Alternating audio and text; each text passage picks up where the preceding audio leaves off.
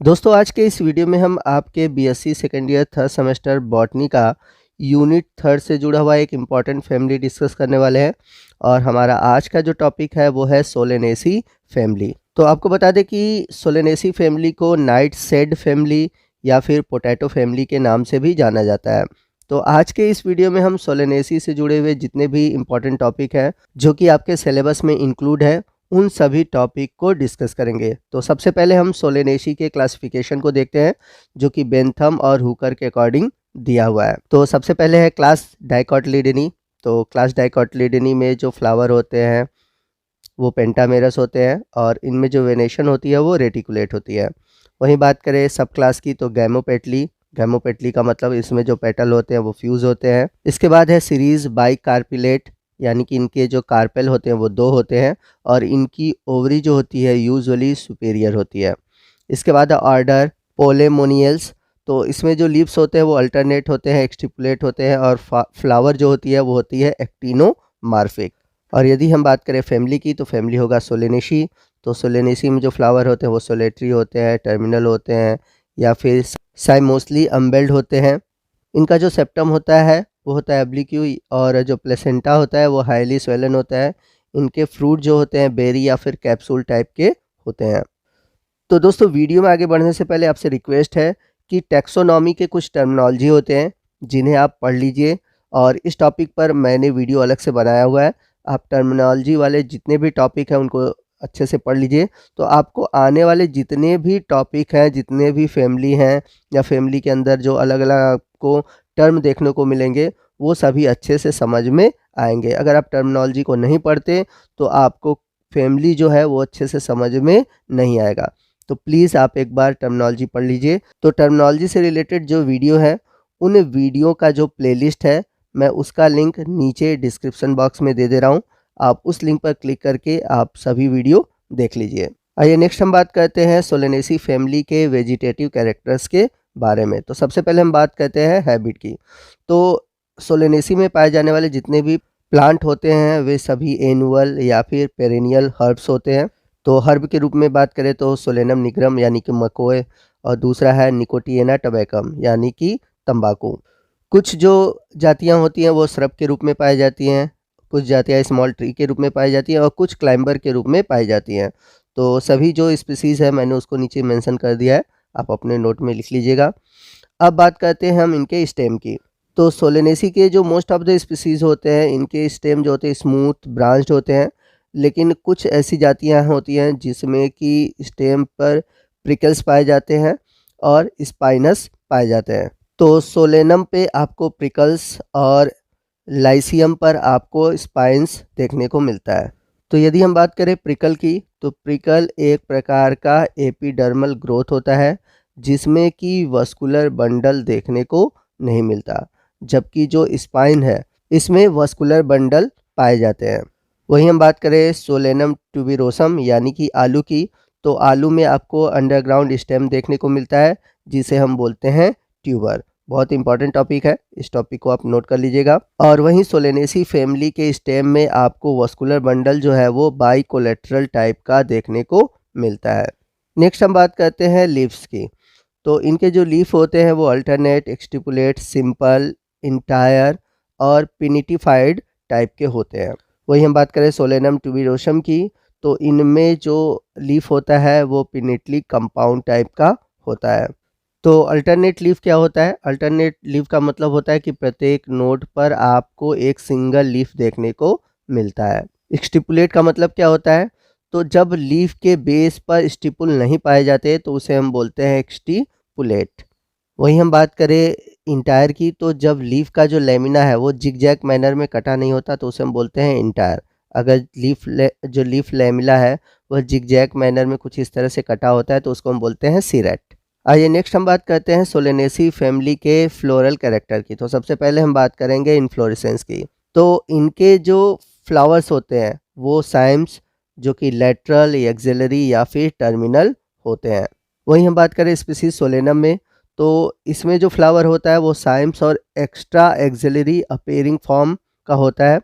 और धतूरा में जो फ्लावर होते हैं वो सेलेटरी और एक्सिलरी टाइप के होते हैं। वही हम बात करें इनके फ्लावर की, तो इनके फ्लावर में ब्रैकेट पाया जाता है, इसलिए इसको हम बोलते हैं ब्रैक्टिएट। और इनका जो फ्लावर होता है एक्टिनोमॉर्फिक होता है। लेकिन साल्पिग्लॉसिस में जो फ्लावर होते हैं वो जाइगोमॉर्फिक टाइप के होते हैं। इनका जो फ्लावर होता है वो बाइसेक्सुअल होता है, लेकिन विथानिया में फ्लावर यूनिसेक्सुअल होता है। इसके अलावा जो फ्लावर होता है वो पेंटामेरस और हाइपोगाइनस, यानी कि जो ओवरी होती है वो सुपीरियर होती है। तो ब्रैक्टिएट का मतलब होता है कि उस फ्लावर में ब्रैकेट प्रेजेंट है। तो ये हम बात करें एक्टिनोमॉर्फिक की, जब हम फ्लावर को तीनों प्लेन से कट करें तो यह 2 इक्वल पार्ट में कट जाता है। और जब हम इसे फ्लोरल फार्मूला में रिप्रेजेंट करते हैं तो इसे कुछ इस तरह से रिप्रेजेंट किया जाता है। तो इसे सर्कल में प्लस के द्वारा रिप्रेजेंट करते हैं। वहीं हम बात करें जाइगोमॉर्फिक की, तो जब फ्लावर को तीनों प्लेन से कट करते हैं तो किसी वो एक प्लेन से इक्वल पार्ट में कटता है, बाकी किसी भी प्लेन से वो इक्वल पार्ट में नहीं कटता, उसे जाइगोमॉर्फिक बोलते हैं। और इसे सर्कल में वर्टिकल लाइन द्वारा या फिर इसे परसेंटेज के सिंबल द्वारा रिप्रेजेंट किया जाता है। बाइसेक्सुअल का मतलब है कि जब एक ही फ्लावर में एंड्रूसियम और गाइनीशियम दोनों प्रेजेंट होते हैं, इसे हम हर्माफ्रोडाइट भी कहते हैं। और फ्लोरल फार्मूले में कुछ इसे इस तरह से रिप्रेजेंट किया जाता है। नेक्स्ट हम बात करते हैं कैलिक्स की, तो इनमें जो सेपल होता है वो 5 होता है। गैमोसेपलस होता है, यानी कि जितने भी सेपल होते हैं वो आपस में फ्यूज़ होते हैं, इसलिए इसको हम बोलते हैं गैमोसेपलस। इनमें जो एस्टिवेशन होता है वो वेलवेट या फिर ट्विस्टेड टाइप का होता है। तो वेलवेट टाइप का एस्टिवेशन पाया जाता है विथानिया में और ट्विस्टेड टाइप का पाया जाता है धतूरा में। वहीं फाइसेलिस में जो कैलिक्स होता है वो एक्रिसेंट टाइप का होता है। तो एक्रिसेंट टाइप का मतलब क्या होता है? तो एक्रिसेंट कैलिक्स जो है वो परसिस्टेंट टाइप का एक एग्जाम्पल है। इसमें क्या होता है कि जो कैलिक्स होता है वह फ्रूट के साथ ग्रो करता है। वहीं नेक्स्ट हम बात करते हैं कोरोला की, तो इनमें जो पेटल होते हैं वो 5 होते हैं, गैमोपेटलस होते हैं, यानी कि सभी पेटल आपस में फ्यूज होते हैं। और यदि हम बात करें एस्टिवेशन की, तो इनमें भी एस्टिवेशन वेलवेट और ट्विस्टेड टाइप का होता है, जैसे कि विथानिया में वेलवेट और धतूरा में ट्विस्टेड। वहीं हम कोरोला के शेप की बात करें तो धतूरा में जो कोरोला होता है वो ट्रम्पेट शेप्ड होता है। वहीं पिटूनिया में जो पेटल्स होता है इनफंडिबुली फॉर्म होता है। वहीं सोलेनम में रोटेट टाइप का होता है। और साइजियंथस में जो कोरोला होता है वो बाई लिप्ड होता है। बात करते हैं फ्लावर के थर्ड पार्ट की, जो कि है एंड्रूसियम।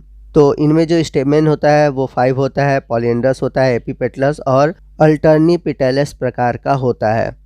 सेल्पिग्लोसिस और साइजियंथस में जो स्टेमेन होते हैं वो 4 और 2 प्रकार के होते हैं। और जो बचे हुए स्टेमेन होते हैं वो स्टेमिनोइड मतलब कि बांझ होते हैं। सोलेनम में जो एंथर होता है वो कनीविंग टाइप का होता है। इसके अलावा डाइथिकस, इंट्रोज प्रकार के होते हैं।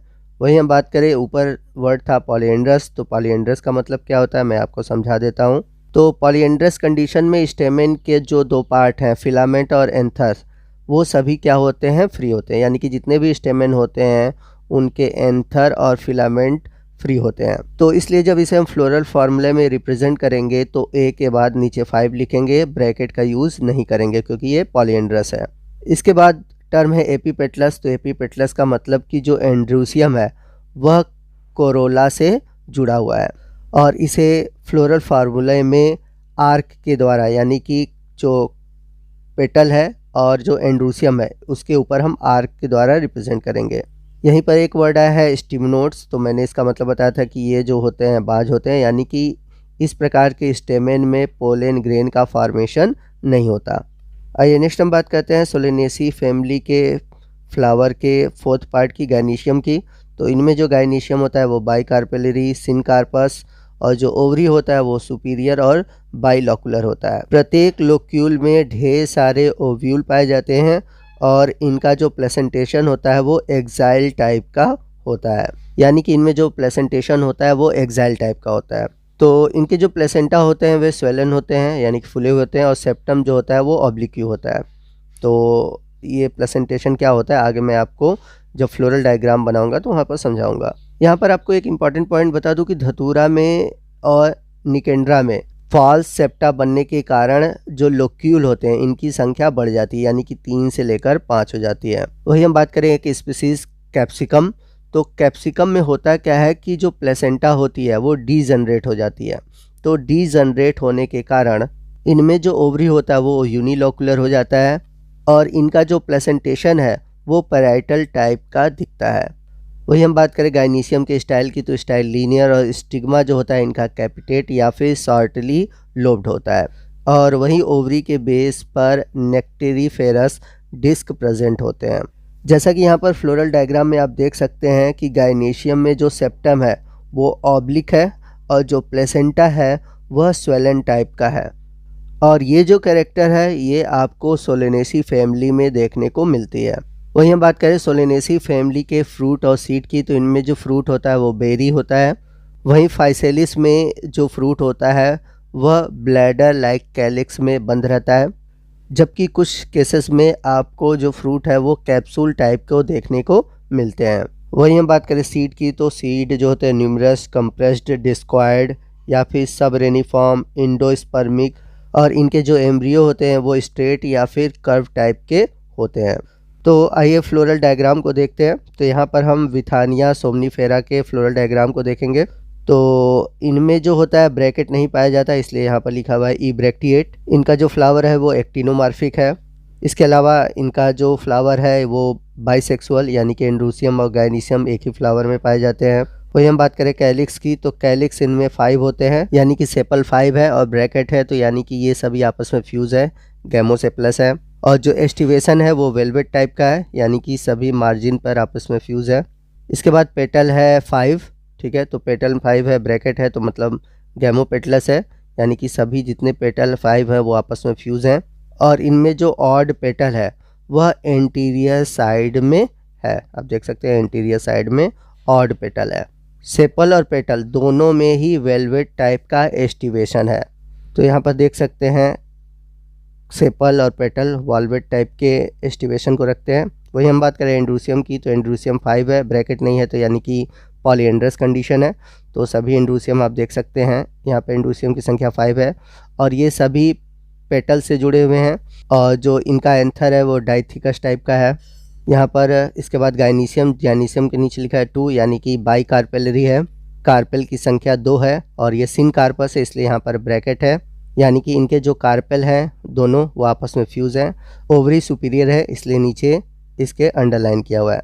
तो इस तरह से इनका जो गाइनीशियम है वो बाई कार्पेलरी, सिन कार्पस और प्लेसेंटेशन जो है वो है ऑब्लिक्यू। तो दोस्तों इसी के साथ सोलेनेसी फैमिली से जुड़ा हुआ हमारा आज का टॉपिक ख़त्म होता है। आई होप आपको इससे जुड़े हुए सभी टॉपिक समझ में आ गए होंगे। और अगर कोई टॉपिक नहीं समझ में आता है टर्मिनोलॉजी का, तो प्लीज़ टर्मिनोलॉजी आप देखिए, क्योंकि हर वीडियो में टर्मिनोलॉजी को डिस्कस कर पाना इम्पॉसिबल है। और अब अगर टर्मिनोलॉजी को एक बार देख लेते हैं, समझ लेते हैं आप, तो जितने भी फैमिली पढ़ेंगे आपको वो फैमिली आसानी से समझ में आएगा। तो आपको आज का ये वीडियो कैसा लगा कमेंट करके ज़रूर बताइएगा। वीडियो अच्छा लगा हो तो वीडियो को लाइक और शेयर करना मत भूलिएगा, और फिर भी कोई डाउट है तो आप हमसे कमेंट करके पूछ सकते हैं। तो दोस्तों मिलते हैं अगले वीडियो में अगले टॉपिक के साथ, तब तक के लिए जय हिंद, जय भारत।